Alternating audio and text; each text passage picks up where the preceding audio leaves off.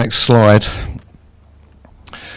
This is a statement, so it's something that Jesus said, and he said it probably in the last 5 days of his life here on earth.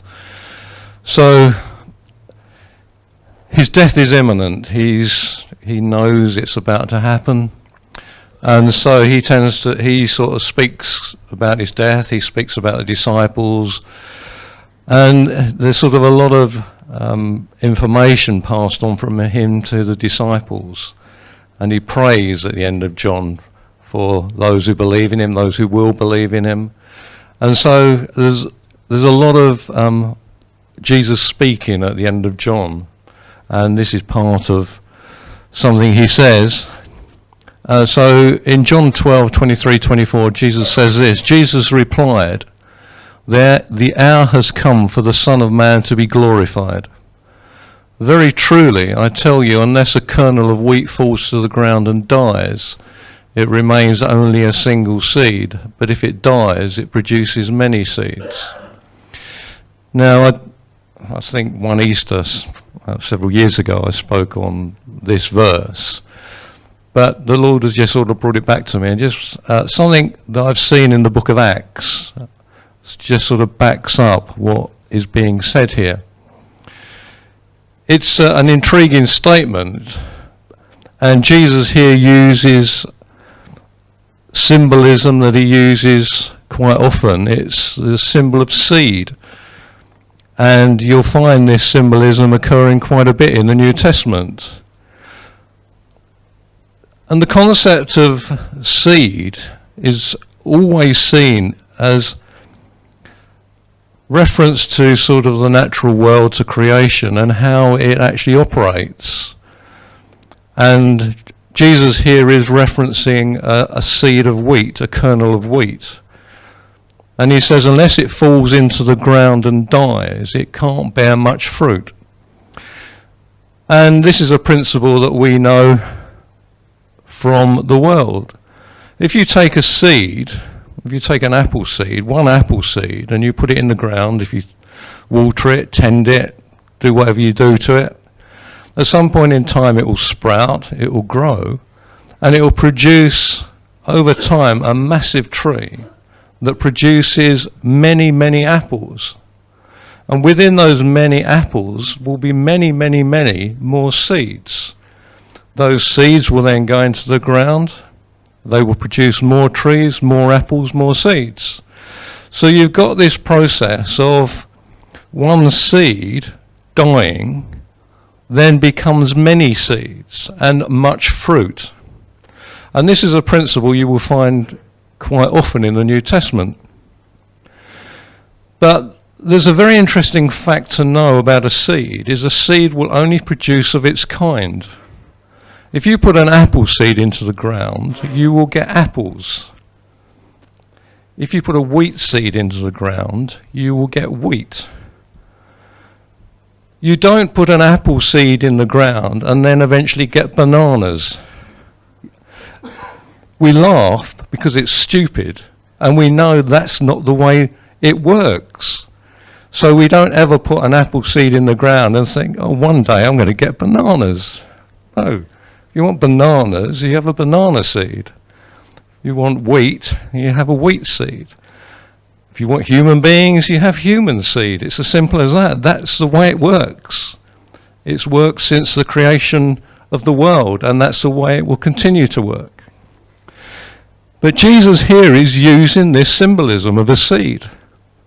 And if you bear in mind the fact that his death is imminent, he must be talking about his death.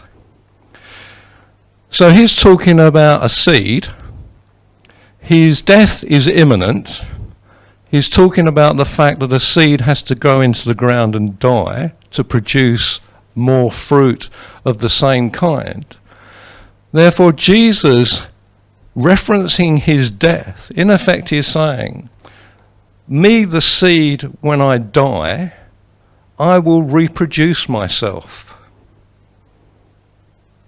Because seed has to reproduce of its kind. Apple seeds must produce apples, wheat seed must produce wheat, Jesus' seed must produce Jesus. You can't work it any other way, because seed must always manufacture, reproduce and replicate of itself. It can't do anything else. And so it's important to note here that I think Jesus is saying, what happens? I'm going to die, but I'm going to reproduce myself. I'm going to replicate myself. There'll be one of me, but then there'll be many more of me. Now some people might think, well, that's heresy, that can't happen. I wanted to take you into the book of Acts, and I just want to show you things that occurred and show you the similarities that what I'm sort of talking about, this replication of seed, happens. So we go to the book of Acts, and this is chapter 2. The first verse is, when the day of Pentecost came, they were all together in one place. Suddenly a sound like the blowing of a violent wind came from heaven and filled the whole house where they were sitting. They saw what seemed to be tongues of fire that separated and came to rest on each of them. All of them were filled with the Holy Spirit and began to speak in other tongues as the Spirit enabled them. So this is a familiar passage. This is Pentecost. This is the outpouring of the Spirit. And very powerful effect. Very powerful things occurred on that day. And so this anointing of the Spirit, this outpouring of the Spirit, had immense repercussions. Jesus himself said that unless I go away, you can't have the Spirit. So it's good that I go away. You may not think so at the moment, but it is good that I go away, because once I go away, I can send the Spirit. Jesus goes away, goes to heaven, and the Spirit is poured out subsequent, exactly as Jesus said would happen. So if we progress a bit further into the book of Acts, so we come to Acts chapter 4, and verses 5 onwards. The next day the rulers, the elders and the teachers of the law met in Jerusalem. Annas the high priest was there, and so were Caiaphas, John, Alexander and others of the high priest family. They had Peter and John brought before them and began to question them. By what power or what name did you do this? Now notice there are two people, Peter and John. Now what's happening to Peter and John? By what power or name do you do this? They're now being interrogated and questioned by the elders, the teachers of the law, the high priest. Now, doesn't that sound a bit familiar? If we go to the next passage, and I've got the wrong, it's not in Acts, I don't know where this comes from actually, but you have to go away and find it. Can't tell you where that one is, got it completely wrong. Didn't change the book there. But this is referencing, and this is in the Gospels, this is part of Jesus' life. When Jesus went outside, the Pharisees and the teachers of the law began to oppose him fiercely and to besiege him with questions, waiting to catch him in something he might say. So notice what's happening. In the Gospels, Jesus is the one who's interrogated, whose authority is questioned, who is asked, by what power are you doing this? By whose name are you doing it? What gives you the authority to do this? But notice in Acts, if we go to the next slide, it's Peter and John that are now being interrogated and questioned. In the Gospels, the disciples are never interrogated the way Jesus was. They're never questioned, they're never besieged with questions, they're never argued against. It's always Jesus, one person. But notice, two people are now facing this inquisition. This, well, who do you think you are? What do you think you're doing? How are you doing it? How dare you do it? Looks a bit like Jesus has replicated himself. You go to the next slide. Then the high priest and all his associates, and this comes from Acts 5:17 to 21, The high priest and all his associates, who were members of the party of the Sadducees, were filled with jealousy. They arrested the apostles and put them in public jail. But during the night, an angel of the Lord opened the doors of the jail and brought them out. "Go stand in the temple courts," he said, "and tell the people about this new life." At daybreak they entered the temple courts as they had been told and began to teach the people. Now, here the apostles are specifically told, go into the temple courts and start teaching, start declaring, start preaching. Well, if you know the Gospels, that'll sound pretty familiar as well. We go to Matthew 21:23. Next slide. Jesus entered the temple courts, and while he was teaching, the chief priests and the elders of the people came to him. "By what authority are you doing these things?" they asked. "And who gave you this authority?" So Jesus is in the temple courts. That's where he did a lot of his teaching, in Jerusalem. The disciples are never mentioned as teaching in the temple courts in Jerusalem. That never occurs during the Gospels. Jesus dies. He says, unless a seed goes into the ground and dies, it can't replicate itself, it can't bear fruit. Jesus dies, the Holy Spirit comes. And we go to the next slide. The important thing is that Jesus entered the temple courts and he was teaching. But if we go to the next slide, notice this, the bits in rest. They arrested the apostles. Now it's not Peter and John, it's now the apostles. More of them. More people are now being arrested, put into prison. They're miraculously released. They arrested the apostles. The angel of the Lord opened the doors of the jail during the night and said, "Go stand in the temple courts.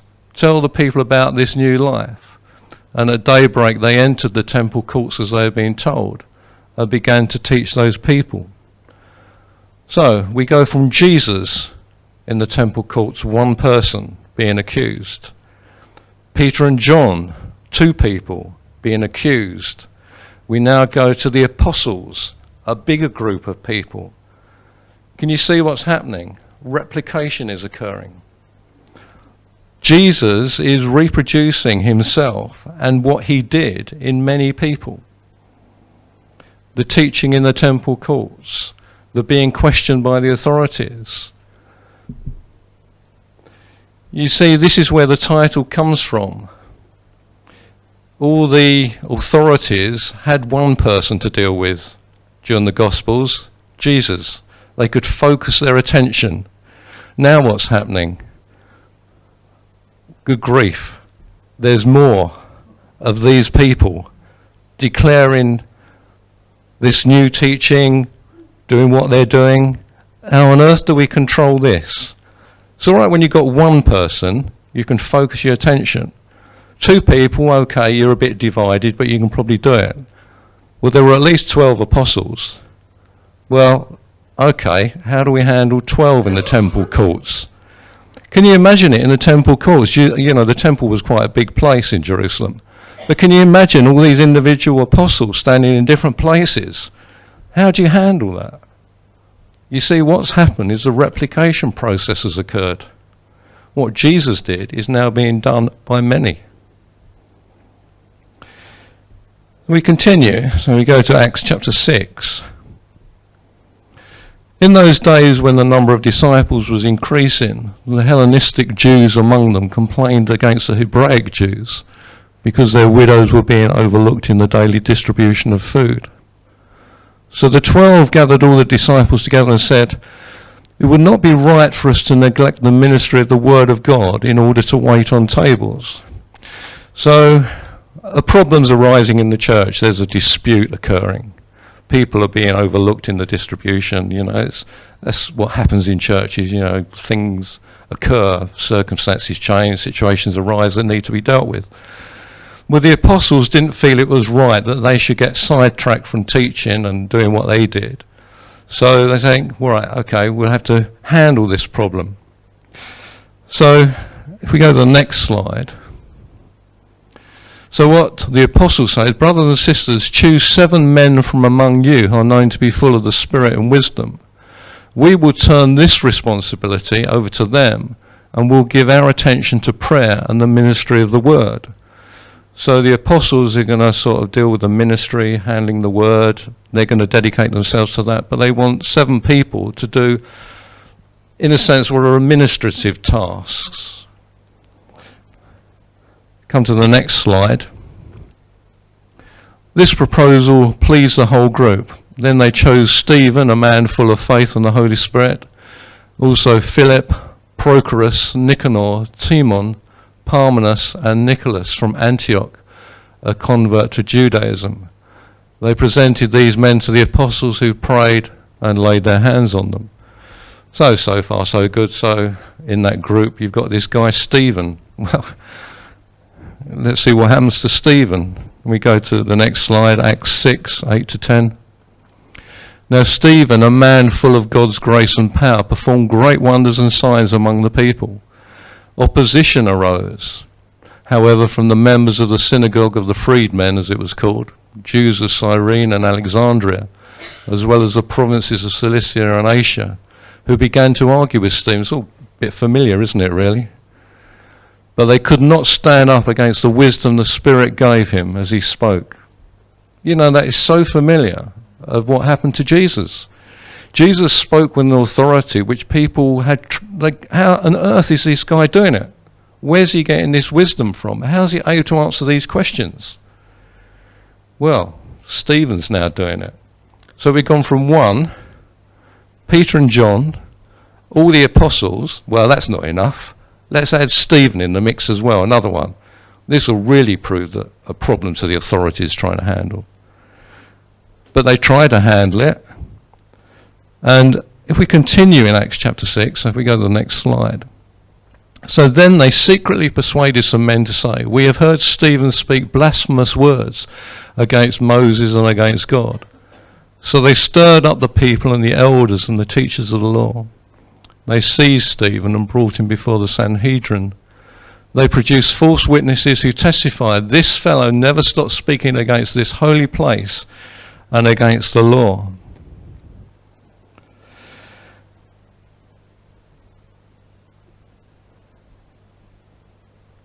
Go to the next slide.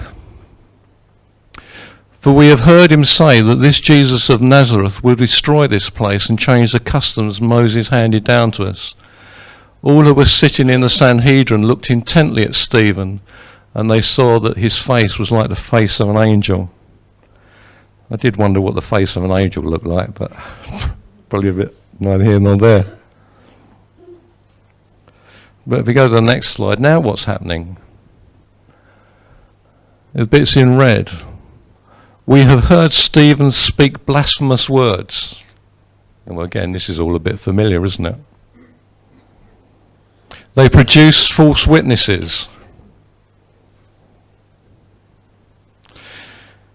You know, this is familiar. This has occurred before. So if we go to Matthew 26, I've actually got the right book now. The chief priests and the whole Sanhedrin were looking for false evidence against Jesus so that they could put him to death. But they did not find any, though many false witnesses came forward. Finally, 2 came forward and declared, this fellow said, I'm able to destroy the temple of God and rebuild it in 3 days. Go to the next slide.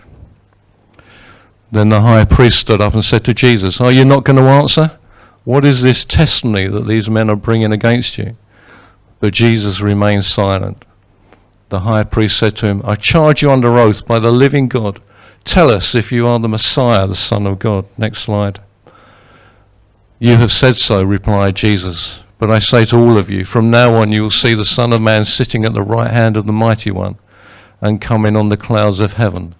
Then the high priest tore his clothes and said, he has spoken blasphemy. Why do we need any more witnesses? Look, now you have heard the blasphemy. If we go to the next slide and we look at what occurred to Stephen, bits in red. This fellow, I'm getting ahead of myself. But Stephen was accused of blasphemy. False witnesses were brought against him. That's exactly what happened in the case of Jesus. False witnesses. The high priest accused him of blasphemy. So the very things that were happening to Jesus, one person, are now happening to many people. They don't like the opposition. They don't like what Jesus, the apostles, disciples, the 7 that are appointed, they don't like what's occurring. They see this threat. But you see, it's not just one threat anymore. It's multiplied. And so you can handle one problem, you can crucify them. It gets a bit difficult when there's a lot more of them to handle. Hence the title. If you thought it was bad enough with one, well, you wait till the Holy Spirit's poured out and you've got loads more to contend with. And this is in the very early days of the church. What else can we find? Well, if we continue in Acts 6, 13 and 14, they produced false witnesses who testified. And notice this is the accusation against Stephen now. This fellow never stopped speaking against the holy place, which was the temple, and against the law. For we have heard him say that this Jesus of Nazareth will destroy this place and change the customs Moses handed down to us. Well, again, there's a familiarity about what is being said by Stephen, because if you go back to the life of Jesus, Matthew 24, 1 and 2, Jesus left the temple and was walking away when his disciples came up to him to call attention to its buildings. Do you see all these things, he asked. Truly I tell you, not one stone here will be left on another. Every one will be thrown down. Jesus said the temple would be destroyed. And Stephen was going out with the same message. This temple will be destroyed. Saying the same things. You say what Jesus was saying, the apostles are now saying. Stephen is now saying. And there must have been countless others doing the same thing. All the same message. All saying what Jesus said. Doing what Jesus did. Teaching the way Jesus taught. It's all right when you've got one to attack, but you've got a real problem when that starts multiplying. And you see, this is what Jesus said. If I die, I'm going to replicate myself. You're going to see people doing exactly what I did, saying what I say. You're going to have loads of them. A seed dying, bearing much fruit, replicating itself. We continue to the next slide. They produced false witnesses who testified, and the bits in red, this fellow, and this is Stephen, never stopped speaking. Now notice what he never stopped speaking about. He speaks against the law. This is something new that's come in. He speaks against the law. It's very easy, and I was quite surprised at this really as I was looking at it. I was thinking, this is interesting. Now the law is coming in from attack. We know Paul attacked the law. Paul said we are dead to the law. He says that in Romans. And there's many other places where he talks about the fact that as far as Christians are concerned, believers in Christ, the law is gone. We now live in the new way of the Spirit, not by the way of the law. It's a new way of living. It's a new way of doing things. But notice Stephen here is speaking against the law. It says somewhere, and I don't think I've got it in these verses, but Stephen was a man full of grace. He knew grace. A man who knows grace can speak about the law and against the law and say, no, that's past, it's gone. We have heard him say that this Jesus of Nazareth will destroy this place and change the customs Moses handed down. A change is occurring. The old way of the law, the old covenant is gone. It's now new. And Stephen here is declaring that, is proclaiming. Things are moving on. And that is a tremendous thing to know. We go to the next slide, which comes from Acts 5:12 to 15. The apostles performed many signs and wonders among the people, and all the believers used to meet together in Solomon's colonnade. No one else dared join them, even though they were highly regarded by the people. Nevertheless, more and more men and women believed in the Lord and were added to their number. As a result, people brought the sick into the streets and laid them on beds and mats, so that at least Peter's shadow might fall on some as he passed by. So the apostles are performing many signs and wonders, many miracles are occurring. What Jesus did, now the apostles are doing. They're just going out. It's staggering the amount that they must have achieved. But what one person did, Jesus, now the apostles are going out and doing it. And you get this, it's said of Stephen, he did miracles and marvelous things. You see, Jesus has replicated himself. Whereas it was one person doing it, now it's many people doing what he did, saying what he said. We go to the next. This is from John 14:12. This is something else that Jesus said.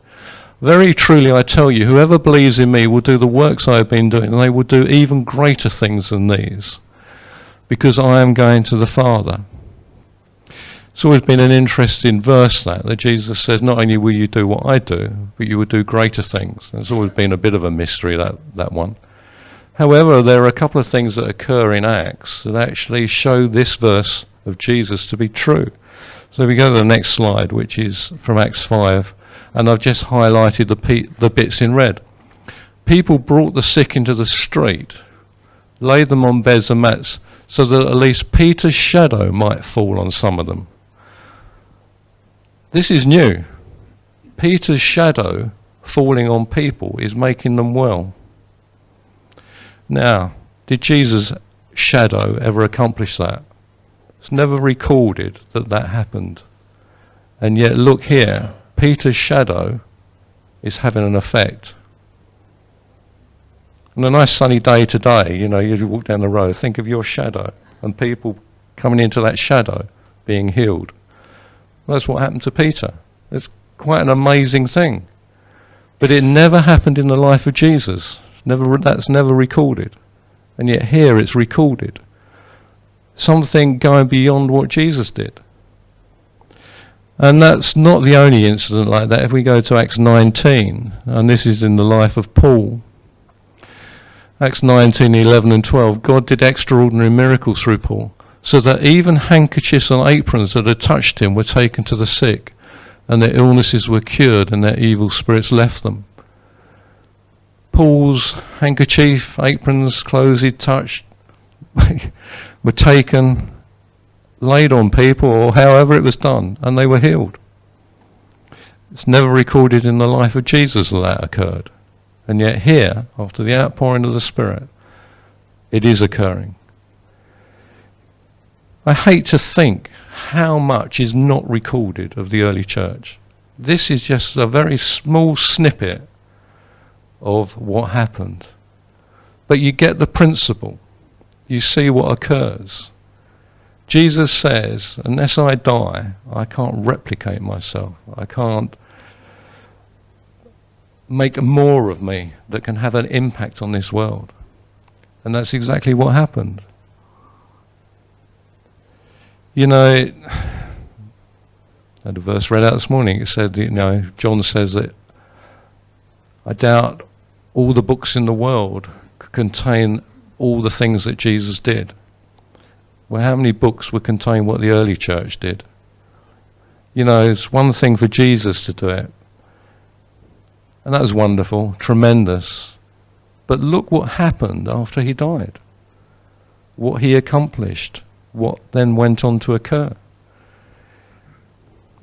And so, go to the next slide, it's back to the title. And that's where the title comes from. They thought one person was bad enough. They hated Jesus. Well, it's almost like Jesus said, well, you haven't seen anything yet. You think I'm bad enough. You wait and see what happens when I've gone. Powerful explosion of Jesus manifesting himself in many ways. So many of the things that Jesus did are now being replicated by other people. How do you control that? You don't. And that's how the church grew. That's the explosion that occurred. But you see, it all makes sense of Jesus' statement: unless a seed falls into the ground and dies, it can't bear much fruit. It was imperative Jesus died, went away, so that all this could occur. It is so amazing to think that's what happened, and I think we've probably lost something in this modern church. But it's staggering what was accomplished there. But it's the same spirit, same power. You know, it's sad that we've sort of lost it, or it's been minimized. But it's so amazing when you look back at what happened in Acts, and you look at these events. A very small snippet, as I say, if they thought one was bad enough, you ain't seen nothing yet. Amen.